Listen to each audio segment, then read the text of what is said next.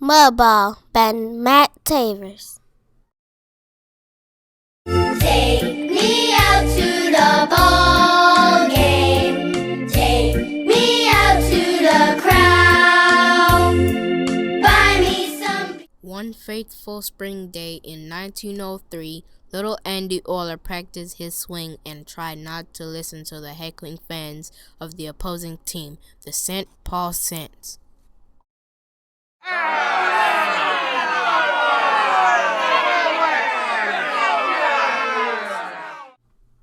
Hey, Shorty, I bet you can't even hit past the pitcher's mound.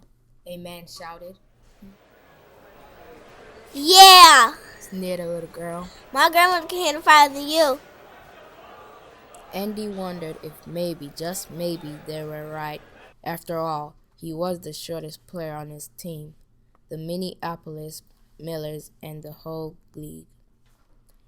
Even worse, he just couldn't seem to get a hit, no matter how hard he tried.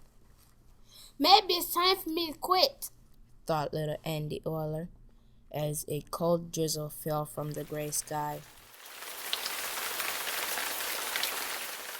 The Minneapolis Millers trailed the St. Paul Saints by 3 runs. They were down to their final out. The bases were loaded, and little Andy Orler was their only hope. But just as he stepped into their batter's box, it began to pour.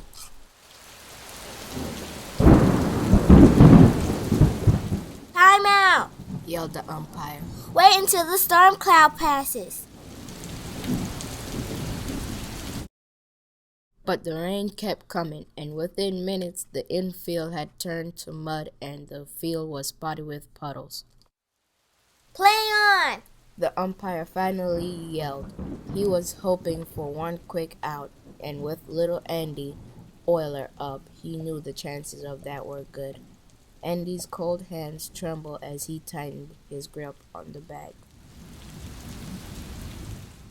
Bring us home, kid, Shouted Maloney, taking his lead off first. Just keep your eye on the ball. Yelled Yeager, standing ankle deep in a puddle just left off second base. and whatever you do, don't strike out. Growled Slugger McCurry, wringing out his jersey at third.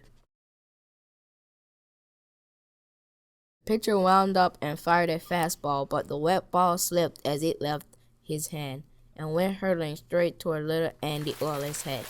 Look out! Duck, and don't strike out.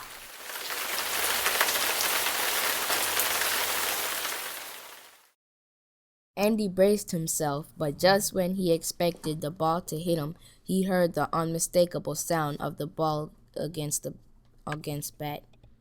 Crack! Somehow, Andy's bat had hit the ball. Everybody heard it.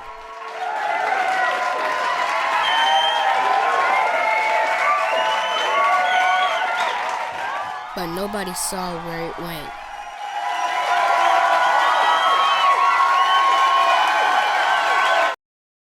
Little Andy Orler took off for first.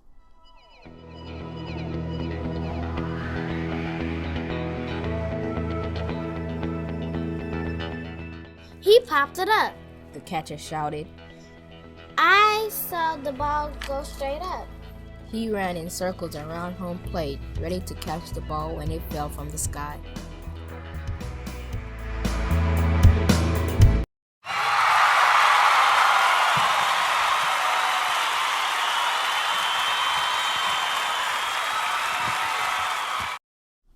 I think it's in this puddle. The first baseman shouted.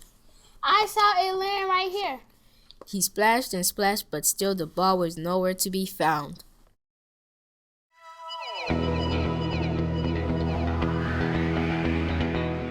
Meanwhile, Slugger McCurry strutted across home plate. The score was 3-1.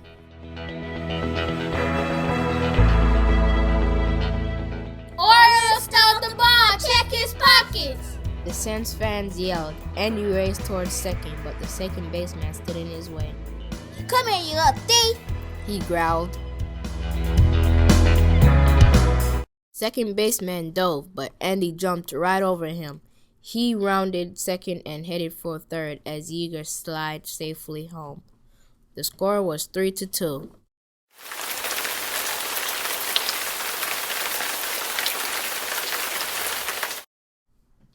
What did you do with the ball? The pitcher screamed at the catcher.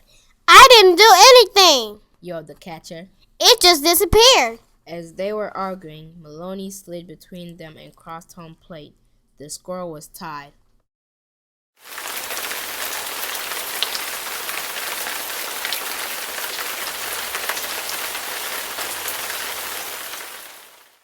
Andy tagged third and headed for home, but the muddy second baseman was hot on his trail.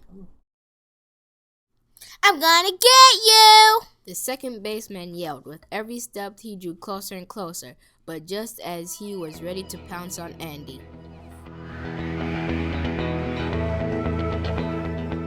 he tripped and fell face down in the mud. Little Andy Oller crossed home plate with the winning run.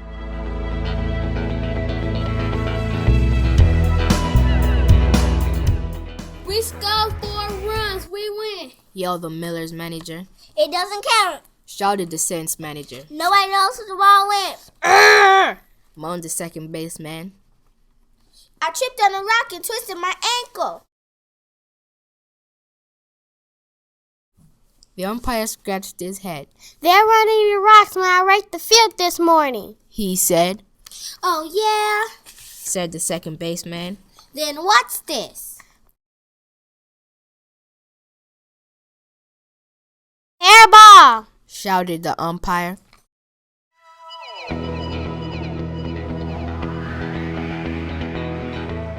Let's win! The Millers jumped for joy. The fans rushed the field.